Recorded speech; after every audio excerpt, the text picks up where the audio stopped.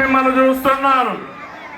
మీలో ఒక బాధ, ఆవేదన, ఆక్రందన, అభద్రతా భావం ఉంది. నేను పవన్ కళ్యాణ్ గారు ఇక్కడికి వచ్చింది మీకు ఒక భరోసా ఇవ్వడానికి వచ్చాం. మీ జీవితాల్లో వెలుగులు నింపాలని వచ్చాం.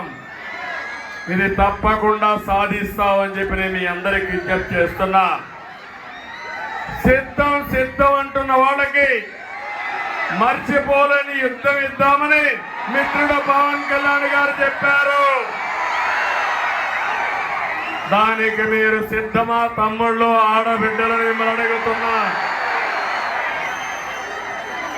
ఈరోజే నాకు చిరకాల మిత్రుడు బాలయోగి గారు, కోనసీమకు వన్య తెచ్చిన వ్యక్తి బాలయోగి, అవునా కాదా అని మిమ్మల్ని అడుగుతున్నా.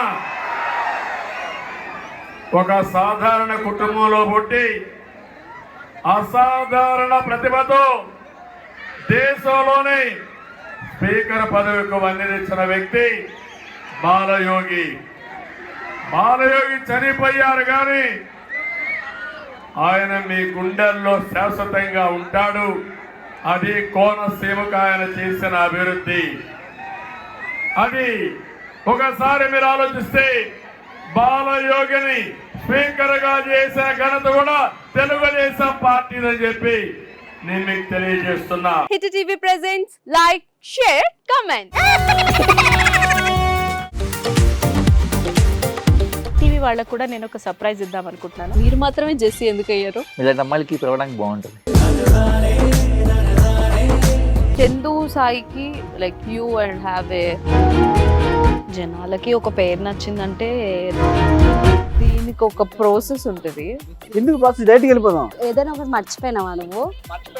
ఏం మర్చిపోయావు? ఏదో ఆ టైంకి మన సుడి బాగుంటే ఎవరన్నా చూపింటే రాయగలం కానీ డోర్ టు డోర్ సేల్స్ చేసేవాళ్ళు. శారీ వస్తుంది, శారీలో వెనకాల కట్టుకుని